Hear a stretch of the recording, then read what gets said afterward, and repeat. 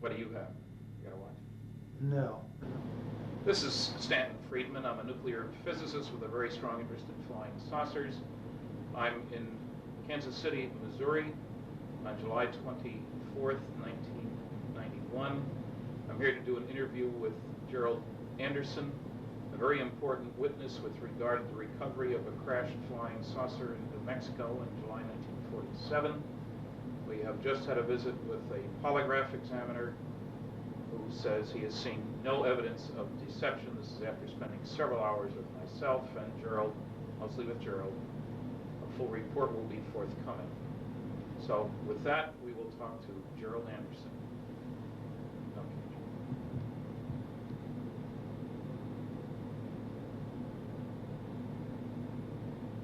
Enough. You state your name, please. My name is Gerald Anderson. Where were you born and when? I was born October 4th, 1941, in Indianapolis, Indiana. Okay, and give me a summary of what happened in 1947 with regard to a crashed flying saucer in New Mexico. Well, we had just moved to Albuquerque, New Mexico on July 4th, 1947.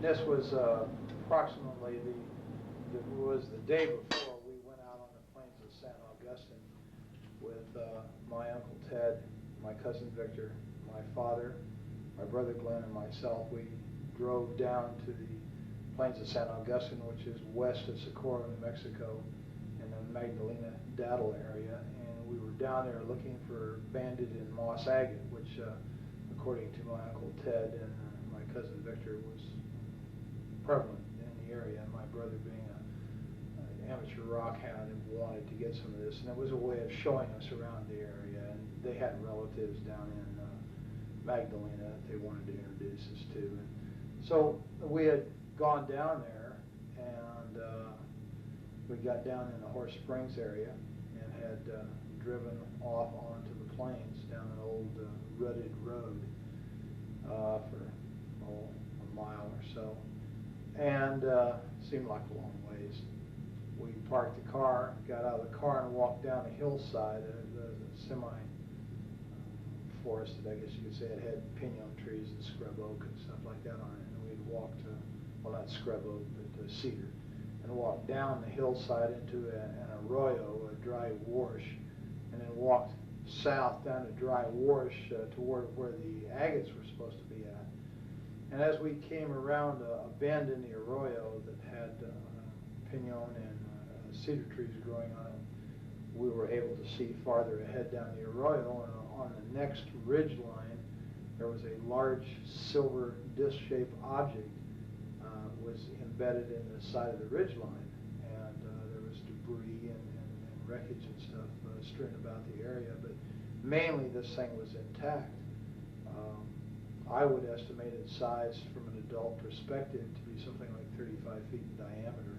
I've heard other people who were there say they thought it was like 50 feet, but as an adult I would say about 35 feet in diameter, quite large. When we got up to it, there were 4 bodies there, not human. There was 2 of them who were obviously dead. One of them was obviously very badly injured, and one of them that apparently suffered no ill effects, or didn't appear to be injured, and was ambulatory, was mobile. I was just sitting there next to the one that was still alive that appeared to be dead. Were they right next to the vehicle? Right next to it, right under the edge of it. And this craft had apparently come in from the east, bounced off one ridge line, went plowing through this arroyo area, and then crashed into the ridge line and embedded itself. And they were sitting back under the edge. It was kind of tilted up like this, and they were sitting back under the edge here.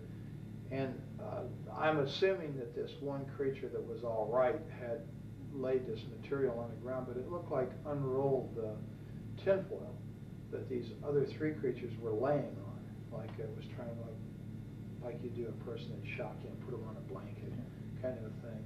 And apparently it had some boxes there around it, and had apparently been trying to give first aid or help these other creatures when we first got there. And as we approached the creature, drew back like this, like it was in fear of us, like we were going to hurt it. And it wasn't very long, you know, trying to communicate with it. The adults were. It seemed to calm down and just sat there and kind of looked back and forth, watching them, apparently trying to figure out what was going on. Like, what did it look like a little bit more? These creatures, all of them were about 4 foot tall, 4.5 feet tall. They had very large heads that were shaped larger on the top, and they kind of tapered down. Not to a real sharp point, but just tapered down where they were thin. And they had very large, oval-shaped or almond-shaped, I guess you could say, black eyes. They were so shiny, they had almost a bluish tint to them when the light reflected off of them. Their skin coloration, I think the best way I could describe that is kind of a bluish tinted milky white. It looked like someone in shock. And the ones that were laying on the ground were really looked more that way, more blue, How about ears, nose, mouth? No, there was no visible ears on the creatures, except like if you was just to cover your ear like this, to where there was just a rise there and then a hole, without your earlobe and the rest of the ear there. How about nose? It was the nose was very small, almost imperceptible, and just like 2 holes straight in, and the lips were just a straight line. It was like a cut, and you couldn't see any visible lips like we have. It was just a slit, and What it hair never color? made a sound. Pardon? What hair color? There was no hair. They were completely bald. And no sounds? I never heard a sound of one, not out of any of the creatures, including the one that was. Did you see fingers? Yeah, they had fingers like this. They didn't have a little finger. They just had the thumb, had 3 extra digits, except the center digit was longer, and the other 2 were about the same size. They were very long and slender. They looked very delicate, and I've made the statement before, and I'll make it again. I think they would have made excellent violinists because of the structure of their hands. They were wearing one-piece suits. All of them were dressed exactly the same, and it was sort of a real shiny, silverish gray color. No zippers, buttons? No, I saw no zippers, no buttons. Insignia? No insignias. The only thing that was different, they all had this, but the only thing that was different from the silvery gray suit was that down like the seam on it, like it was a seam on the shoulder, and around the collar it was trimmed in what appeared to be maroon, like cording. Then the suits were continuous with their footgear. You could see right about this area down, it seemed to be less pliable than it was up here, like this was a stiffer area, like they were boots or shoes or something. But they were all dressed exactly the same. Okay, so you and your family are talking back and forth, wondering what was going on. What did your family say? I mean, did anybody say anything? Yeah, my brother, one of the first remarks I heard made was, that's a goddamn spaceship. There was bodies up there, and I was told not to go up there, which I did. And how old was your brother at the time? He was in his early 20s, I think 20, 21, something like that. He was a lot older than you were. Oh yes, considerably. When we got up there, I kind of meandered off to one side. This thing was cocked up, and I was standing here. The bodies were here, and everybody else was kind of down here, except my cousin Victor was over here playing and looking in this gaping hole on the side of this disc, and it's shaped just like a discus, except for a round dome was up on top, and there was this big gaping gash in here where you could see inside, and it looked like a double hall. How big length? The gash. dome? The gash. Well, it covered the greater majority from the center of the craft out. It was just like a gaping hole in there. And I'm thinking, it's like about 30 feet, 35 feet in diameter, so we're talking, 17 feet maybe. Oh, okay. And most of that one side was ripped open like that. And you could see inside, and you could see another double hull, in there, and there was these rows of components that was on there, and there was lights that flashed on and off. Some of them were steady, some were flashing. There was a lot of debris and stuff hanging out of the hole. There was evidence that there had apparently been fire. It looked like it had been burnt along the edge there. The gash. Now, this wasn't a gash that could have been caused by the thing coming into the ground. It wasn't at the leading edge of the vehicle. No, this was in the side, like, it almost appeared, it was elliptical. It almost appeared as if something the same shape as the disc we were looking at had hit that same, had hit the disc and left an imprint that pretty closely approximated the outside diameter of the disc itself. And it appeared to be caved inward. Okay. And kind of like, you'd hit it like this and it just crumpled and caved in and ripped it open. Okay, so you're there, you take all this and everybody's mystified.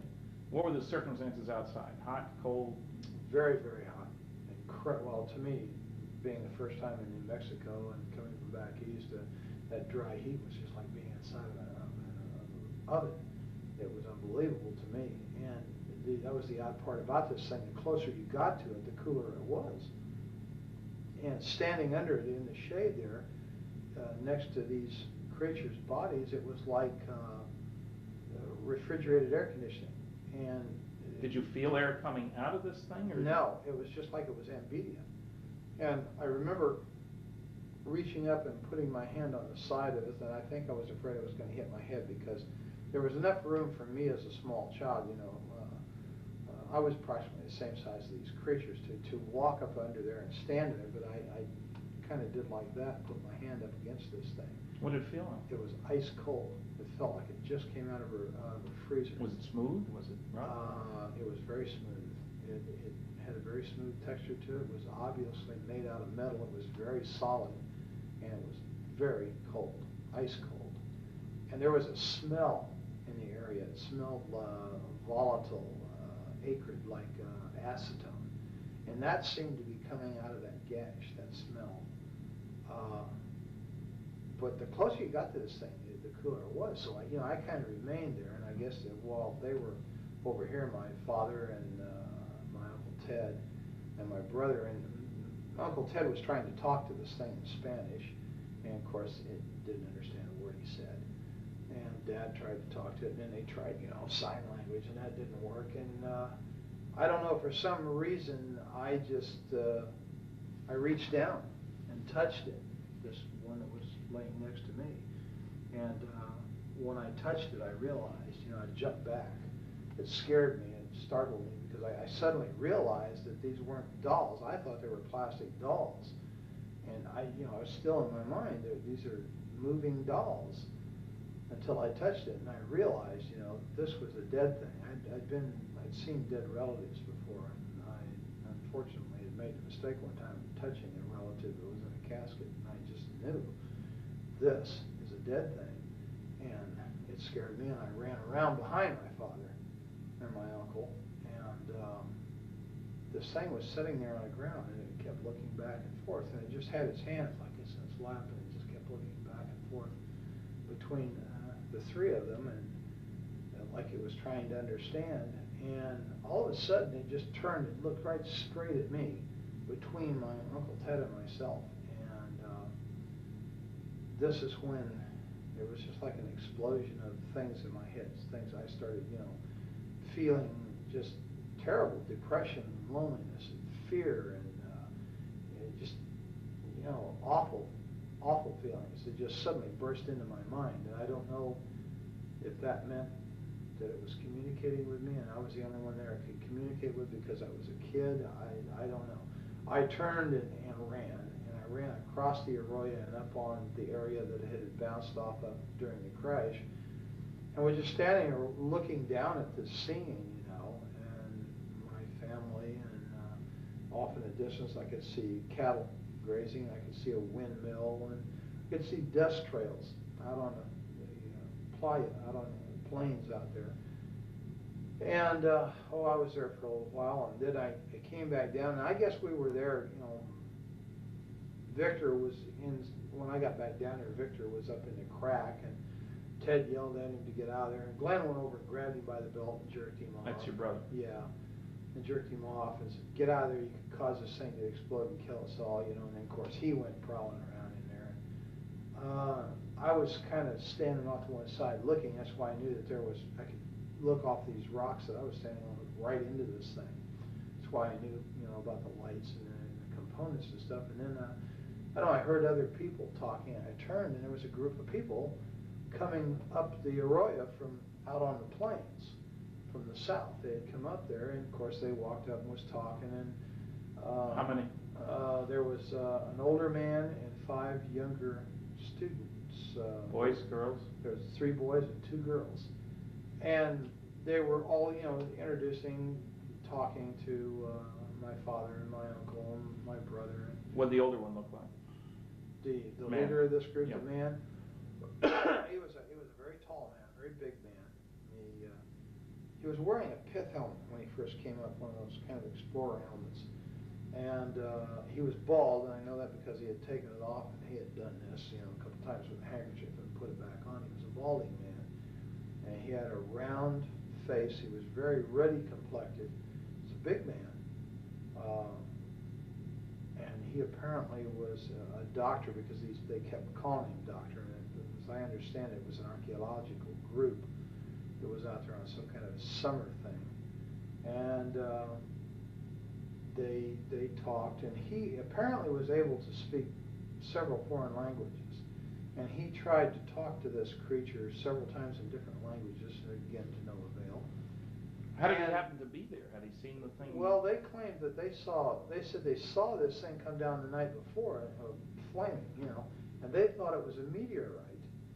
And they had talked about, well, in the morning, we'll go over there and see this, where this meteor came down, because that's what they thought it was. And when the sun came up the next morning, and they got about their business and got up, and somebody looked over and said, they saw all the shiny metal and stuff across the plains there, and they realized it wasn't a meteorite, it may have been an airplane, and that crashed. So they all decided to go over there and see if there was anybody who was alive, that was hurt, that needed help. They had driven over? No, they walked over, apparently, the way I understand it. And it's quite a ways across that plain, so it had to take a very long time to do this. Or they may have had a vehicle, I don't know. That's an assumption, I think, on my part. They walked. Okay, so they're around with your family. But they came across the plains nonetheless. I'm not sure if they drove or not. I didn't hear any cars. And then somebody else showed up. Yeah, they were down there just, 15, maybe 20 minutes at tops, and they were picking up things, some of the students, and this Dr. Buskirk, that they called him, this one girl went up and said, look, doctor, wouldn't this make a beautiful ring? And she was holding what looked like a red rod, or a red tube of some kind. It was kind of a silvery red. And he kind of snapped at her, and put that down, Agnes. You don't know what that is. I think it hurt you. Just don't pick this stuff up. And she kind of said, well, yeah, okay, doctor. And then he went back to what he was doing, and she walked away and put it in her pocket. And a lot of them were doing this, sort of picking up things and feeling things. I was picking up things and feeling things. There was all kinds of material, metal, and stuff laying around. Then we we all heard it, a sound of a motor coming like a truck. And I went back up the incline there to the ridge line, and I could see out there, and there was a truck coming up. It was an old pickup truck. It was sort of a beige color or a tan colored thing, and it had a whip antenna on it. And it stopped, and this guy got out, and he's wearing brown clothes. He's got boots on, and he's wearing a straw hat, just like the kind Harry Truman always wore. And he had wire-rimmed glasses. He was a big man, and he looked exactly like Harry Truman to me. And I'd seen in the movie-tone news that he was president then. Yeah, I was well aware who Harry Truman was, so everybody was. He was kind of a hero, And this guy looked like him, except bigger. And I don't think he didn't look as old either. His hair was kind of light gray, and he walked over there, and they got to talking, with everybody, and he told them that he worked out on the plains out there, and that he made maps, and that he had seen the wreckage from out there on the plains, and he saw the people, and he thought it was a plane wreck, and just something was going on. And he came over there to see. And he hadn't been there but just a very, very few minutes when we heard all kinds of motors and engines straining and stuff. And here comes a military car with a big white star on the side of it, followed by a 6x, which is a military truck with a kind of a canvas wagon type canvas thing over it, and it's full of soldiers. They've got guns, and right behind that was what we call a 4x, which is like a medium-sized Jeep truck situation, and it had two big high whip antennas, all kinds of radio gear in the back, and a guy back there with earphones and stuff on, and he's, you know, working these radios, and they all pulled up and stopped. And which direction had they come from? They came from the north, from the Horse Springs area, right? So they could have south. come off the highway there. Oh yeah, I'm sure that's exactly how they got there. They come off the highway the same way we did.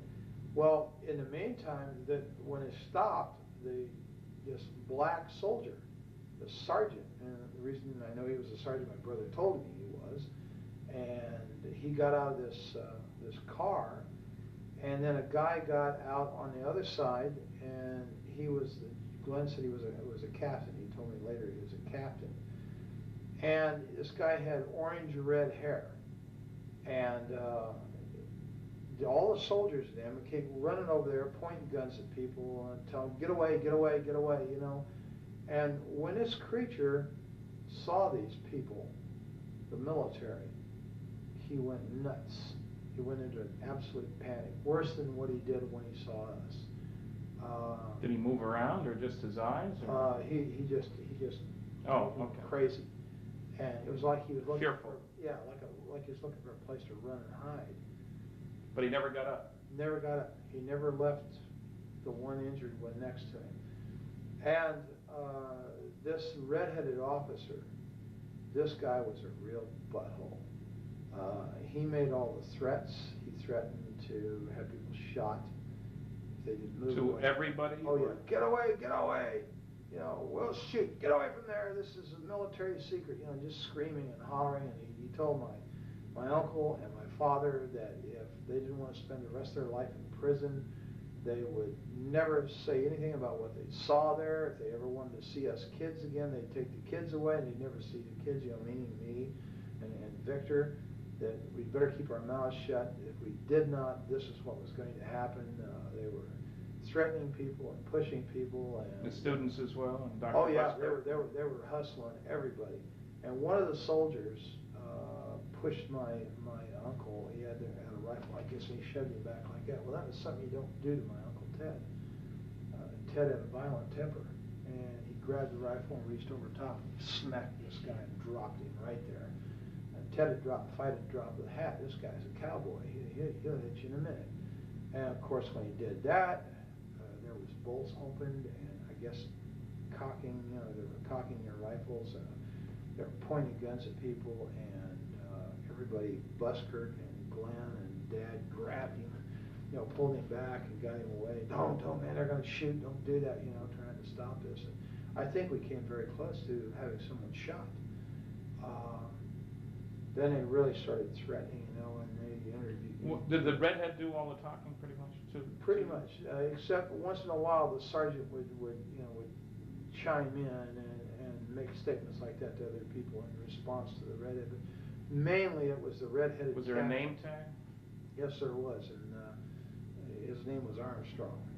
And I'm not sure if I know that from having read it or know that from remembering it, now being able to read it in my memory, or if someone said that to me. But his name was Armstrong, was right here on his uniform. Now, they chased you guys away pretty quick. Yeah, they did. And they herded us up like cattle, and they moved us up the Arroyo back in the direction we'd come from, over the protest of this Dr. Busker, who said, no, we've got to go the other way. We came from, I don't care where you came from, get your ass up the Arroyo. And they ran us up the Arroyo. And so you get to your car then? Right. Now, they take us up the Arroyo, and just below the hill that we came down, they broke us off and moved us up the hill. Now, this whole time, no one has ever frisked us down. No one has ever checked our pockets to see if we picked up any of this material. And this girl, Agnes, still has that stuff in her pocket, and some of the other students had stuff. To my knowledge, up to that point, they had not been searched. Whether they did so afterward, I don't know. They never searched us, ever. They run us back up the hill, and when we got to where the car was parked, where Dad had parked the car up there, there's a Jeep with a guy sitting in the back, and there's a mounted machine gun in the back of this Jeep, and all these soldiers. The Jeep pulls out, we're told to get in the car, we follow the Jeep, and the soldiers go with us, all the way back out to the highway. And when we get back out to the highway, they set us right there. They wouldn't let us out of the car, they wouldn't let us move forward. I don't know whether they were making a decision or what. When we got out to the highway, this place was absolutely full of military personnel, military equipment. There was airplanes sitting out there that they had landed on the highway. Did you see any airplanes when you were back at the site? Yeah, there was airplanes in the sky, but nobody thought much about it. You know, I didn't think anything about it. I was used to airplanes being in the sky, having, you know, been raised in Indianapolis, Indiana, the home of the Nordum bomb site. You know, the sky was always full of military aircraft. I never thought nothing about it. And when we get back onto the highway, there's observation aircraft, you know, high-winged aircraft, and there's one, what I know now to be a C-47 sitting there, and how we didn't hear that land's beyond me. And how he landed, well, of course, I guess you could land if you're a good pilot out there, because there was no telephone poles or anything. And it was, they had tore the fence down on the north side of that highway, and all this equipment was setting back up there, and that plane was up there, and they were taking stuff out of the plane. There was military ambulances, and there was trucks with wreckers, cranes on them, and there was tankers, like maybe had fuel or water in them. There was just, everywhere you looked, there was military. And a major recovery operation. Yeah, it looked like an invasion force. It really did. And they were all wearing these light khaki uniforms. They didn't look like, you know, olive drabs. They were light khaki, and they all had the same patch over there, that kind of blue funny patch with the circles on it was on their shoulder. And Did you have any clue as to where they came from? Did your brother or your uncle? No, I don't know where they came from. I don't think anybody ever ascertained that. There were a lot of them had MP patches, and some of them were wearing nightsticks off of these webbed utility belts. They had nightsticks, and they had 45s and holsters, you know, the automatics in a full holster. And these were the people who were given most of the orders. They had the road barricaded off out there, and we sat there for a very long time, and, you know, we were getting thirsty and everything, and we asked, you know, if we could go back to Horse Springs and get some water. Oh, no, you can't go through there. And right after that, they said, no, you just turn around and you head out of here now, and you go to Socorro, and this is a redhead again, you keep your mouth shut, you just keep going, and don't look back. Well, so we drove away, you know, and Dad and I said, hell with it, we'll go to Magdalena, we'll get water in Magdalena, you know, because that's where John Trujillo lived, their relative of Ted. And so as we drove away, I was looking out the back window, and I could see Dr. Buskirk and these kids, and that guy that got out of the pickup was standing there, and this Dr. Buskirk was doing just like this in this redheaded officer's face, and he kept pointing back behind him. And I guess that meant, you know, we got to go back that way, and he was fed up with this guy or something, and he was shaking his finger in his face while they were yelling at each other. And that's pretty much the last I saw of the whole situation. I don't know what happened after that, because we just kept going. Did you get home before dark? Oh, yeah, it was before dark. Of course, it was in the summertime, so it didn't get dark until way late. And we stopped in Magdalena very briefly, and, you know, and then just kept going. And the adults were really funny, you know, they were really scared. And I had very rarely, you know, well, of course I didn't know him that well, but over the years I knew that Ted was not much of a disciplinarian. He really didn't discipline the kids that much. But he really knocked the fire out of little Victor. Victor wanted to talk about what we just saw. I just saw Ted kept telling him, shut up, don't talk about it. Nobody's talking about this. Finally, he just turned around and knocked the living hell out of Victor for shooting his mouth off. Did Ted work at Sandia then? Yes, he did. He did something out there in the technical area. I don't know. Had a clearance? Yes. And later your dad worked out at Sandia? Yes, he did. Security. Yeah, he worked there for years. Until he retired? Until he retired. And Dad had some very high clearances. Okay. When we got home, we Mom was over at Uncle Ted's house, and Mom perceived instantly that something was wrong. I said, "What's wrong, Glenn?" He's like that. And then they decided they'd tell him. Well, when they did, then of course Isabel, oh my God, you saw demons, you saw the devil, because Isabel was Ted's wife? Ted's wife is a devoutly religious Catholic person who thinks anything that isn't a vision of, say, the Virgin Mary or of Jesus is quote-unquote demons, and that's what we saw. And of course Ted, oh God, he's put her off. And we really never talked about it much in the family because of the reaction it got. And my dad was really afraid, and so was Ted.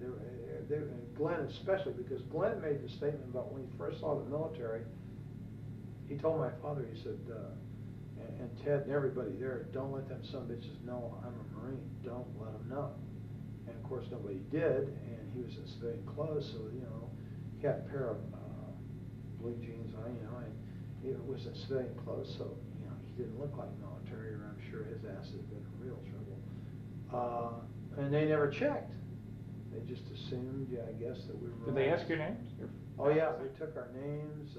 They got all that from my dad, and my brother just very cursory would, just hardly talk to him at all. He let Dad and Ted do most of the talking, which was pretty smart, I think, under the circumstances. And of course, they never really asked me any questions at all.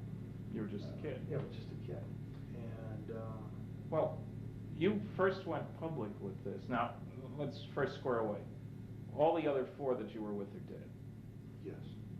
It's been some time. Yeah, my brother died of a heart attack in Mexico City. My dad died of a heart attack in '78. And Ted and Victor were killed in an automobile accident in the mid-'60s, and I assume it was '65. Right now, there's a strange diary that's turned up. How did that happen? Well, when I went to my father's funeral in 1978, a lot of Dad's personal belongings were given to us boys. You didn't live in the area at the time. Oh, no. You'd gone off to the military. I've been in the military, and subsequently, on return to the military, moved to Colorado immediately. And your dad had remarried a couple of times. Oh yeah, this was so Dad was on his third wife, and his personal belongings and stuff, were kind of given to my two brothers and myself. My cousin Valley Jean was there at the funeral. That's Ted's daughter. Yes. And she came up and was talking to me, and she said, here, you were there, you need to have this too. And she handed me these photocopies. And at first, I thought, well, what is this, Dad's diary? She said, no, it's my dad's diary, but you were there, you need to have this. And then it dawned on me what I was looking at, and because I read a little bit of it. And so I said, yeah, okay, and I didn't want to talk about it at the funeral because Roz's side of the family, God bless her. That's your dad's third wife. God bless her, I loved her. But they were very religious, and they would have viewed this exactly the same way as Isabel had, as evil.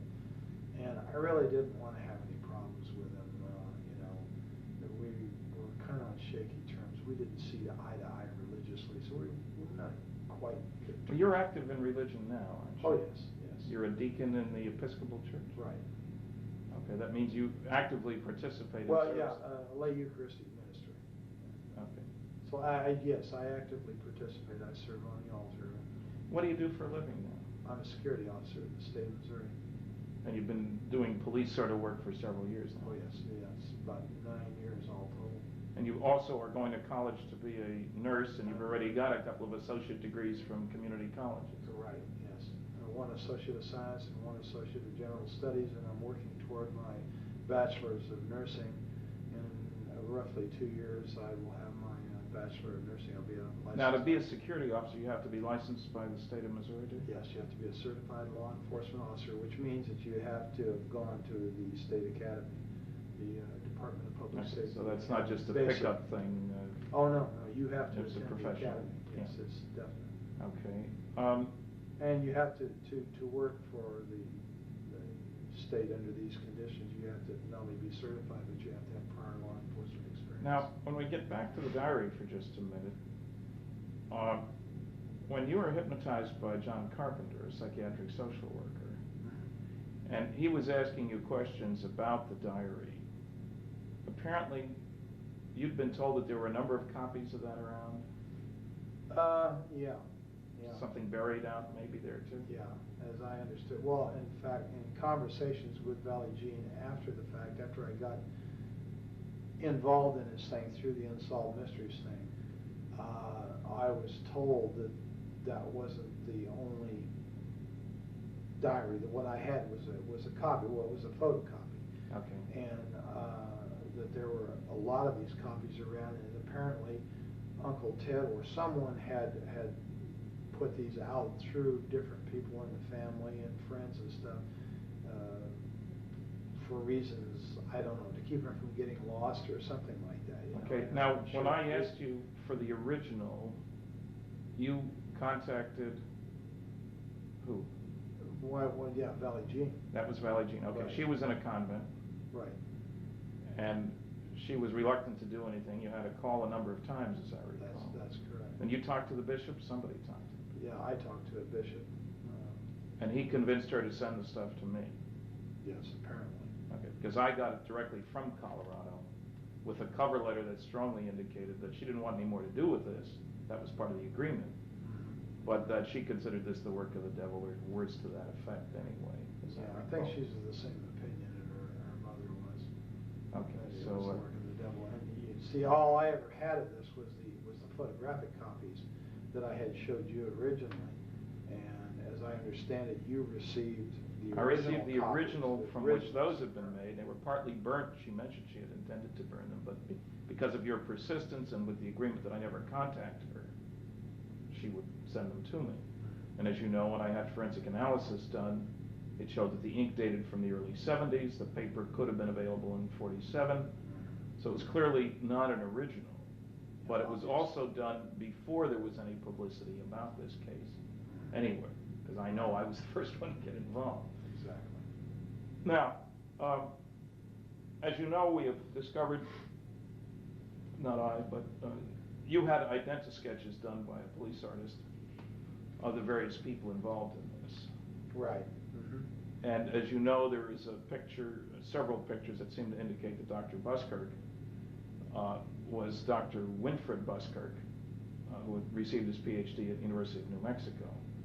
And you had described him as in his late 30s, early 40s. It turns out he was 39 in 1947. He was bald and been bald most of his life, even up to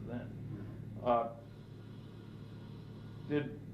Was there other contact between you and he at that time, as far as you knew? Your family and him, or? I don't know. Okay, not to your knowledge. Not to my knowledge. I don't believe my dad had ever contacted him. There's a possibility that Ted may have, and I'm not sure why. I think Valley Jean had alluded to the fact that Ted had been in contact with him, and that they had corresponded and this kind of thing. But as far as any personal knowledge of it, no. Okay, now you didn't tell your story really until the Unsolved Mysteries program was rerun in January of 1990? That's right. That's when you contacted them, got my address, wrote me, wrote Kevin Randall, and we're a little upset that the program wasn't quite accurate. Well, yeah, that was the whole thing. It started off as a fluke to begin with, because everything that I saw didn't jive with what I had seen personally. Yeah. I guess I was kind of miffed, here all these years. I had been primarily forced, by not only by others, but by, my own sense of survival to keep my mouth shut. And wow, here it is, it's on TV, and he got it wrong. And so, I just impulsively called the number and told the lady, wait a minute, that whole thing was wrong. Well, how do you know that, sir? And I said, well, because I was there, that's why. And boy, that apparently pulled somebody's string. Yeah, and the key thing that was wrong, of course, there were a few mistakes in an otherwise excellent program, was that they had that, the Barney Barnett, the civil engineer story, over near Corona, and you knew that it was over in the plains. Right. There's a lot more. Well, yeah, and then the fact that the thing looked like a tin flat hat or a tin top hat, and it didn't. It was disc shape, and Barney Barnett, or whoever the guy in the truck was, did not drive right up to it on a road. It wasn't parked conveniently next to a thoroughfare, you know. Right. And it was just things like that. And I don't know. I just, for some reason, I thought, well, you know, geez, look. It's already public. Yeah, the story's out, and let's get it right, you know. Of course, I don't think I realized at the time, you know, how involved this was going to be, but. What kind of response? You live and learn. Now, I got you together with John Carpenter, the psychiatric social worker, and you guys had several sessions, and then we flew out to the site. You're reasonably convinced now that the second time around out there, we did find the exact location. Yeah, the first time in, you know, it was like 43 years. And we're in a helicopter, which you would never. Yeah, I was in the air this time, and the last time I was on the ground. And so, you know, the landmarks were a little confusing. I was positive I was in the right place. But until we actually got on the ground, John and I, and retraced the route in there that we had come in the car, I wasn't absolutely sure. There was two ridge lines there, and I wasn't really sure of which one it was. And I had the feeling that the first one that I had pointed out was the correct one, but once I went in on the ground on foot with John, I knew instantly that it wasn't that one, it was the other one, and I'm absolutely positive that that's where I was at. There's no question in my mind. And you will recall that you described the woman who sold you the pop on the way in? Right. And we found the older woman there who said that was exactly what she looked like. That's right. And I'll never forget that lady because I had it with the heat. I'm telling you. Back seat of that 40 Plymouth, down those dirty old roads and stuff, and for mile after mile. And of course, my dad was one of these kind of people. When he got in a car, it was point A to point B nonstop. I don't know why. He just never stopped to smell the roses along the way. And so, you know, I was pretty sad shape, and yeah, I remember that lady quite well. What kind of response have you had? You went public. I mean, John talked to a newsman. You both talked. He called me. In the Springfield newspaper, paper carried a very straight, very large article, and that got spread around by lots of people. So suddenly you're a celebrity, if you will. What kind of reaction from the people who knew you on campus where you worked, your friends? Oh, very, very few negativists. There's the noisy negativists, you know. We have those. But in general, generally supportive. 99% of the people were incredibly supportive. Only one professor at the university was of the negativist type that was vocal about it. Everybody else just 100% supportive. Okay.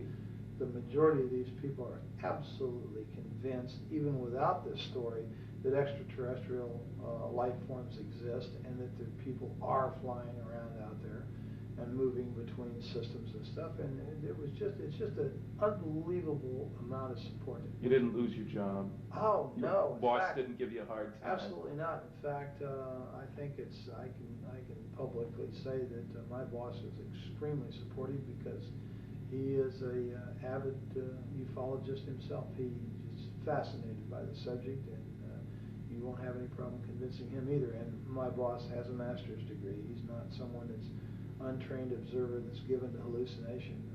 Most of the people who are the most supportive of me are people with very high educations, very, very solid educations, very solid, upstanding degree people, not given to hallucination. You attended a UFO conference with John Carpenter, and he gave a paper, I guess, and introduced you. Sure did. And you got a response from that audience too. Yeah, 100% supportive. I was really quite relieved and made very, very welcome. And, well, you've been interviewed by a number of other people. Linda Howe, working on a documentary and so forth, seems to have brought the story. Now, how much contact did you have with Kevin Randall? A very brief telephone call. I came home from work one day and there was a message on my answering machine, and as you well know, I have a tendency to be hard to get a hold of. Yes. And he'd left his number, and of course I had his address and yours, and I had sent cards to both of you and something to the effect, if you want to know what really happened out there, call me. Yeah. And he had called and I wasn't there, and he had left his number, so I returned his call. Now, I talked to him very briefly. primarily because I didn't like the man's attitude. I don't feel comfortable with people who call other people liars and charlatans and phonies and say that they rig their research to make it come out the way they want. And when someone starts telling me this kind of thing, then the first thing I want to do is I want to get away from them. And this is exactly what I did. Now, I understand that this man claims that I talked to him for 2 hours and that he has a 2-hour tape of one contradiction after another of me, and that's not quite true. Okay, there's been no other contact with him? No other contact. I won't give the man the time of day. Okay. And has any other investigator, any of the noisy negativists approached you directly? no, none at all. The only other investigator is you yourself, or Don Berliner, and Bob Bigelow, and John Carpenter. Okay. And of course, you're quite familiar with our involvement. And you agree that on that first trip to the plains, it was you, I, Bob Bigelow, and a pilot in the helicopter? Yeah, Joe Channing, the pilot, was in the front seat on the left side. I was in the front seat on the right side. You were directly behind me. No. You were directly behind the pilot on the left side, and Bob Bigelow was directly behind me on the passenger side. Right, and then we met up eventually with Don Berliner and John Right. Carpenter, They and we were spent at- the next 3 days They together. drove to Daddle. They drove the Jeeps and stuff to Daddle, and were waiting for us at Daddle when we landed in the highway island out there. Right, and as you recall, where did we refuel the helicopter? Springerdale, Arizona. So we it's flew not to far the out of site. Arizona, that's the Oh, point. no, it was just a matter of a few minutes, actually. 25 minutes maybe at the max, west of where we were located. All right, I think we may pick this up another time, but I think that'll do us for now. I really appreciate the time and trouble and effort and all the rest of that, and on to bigger and better things.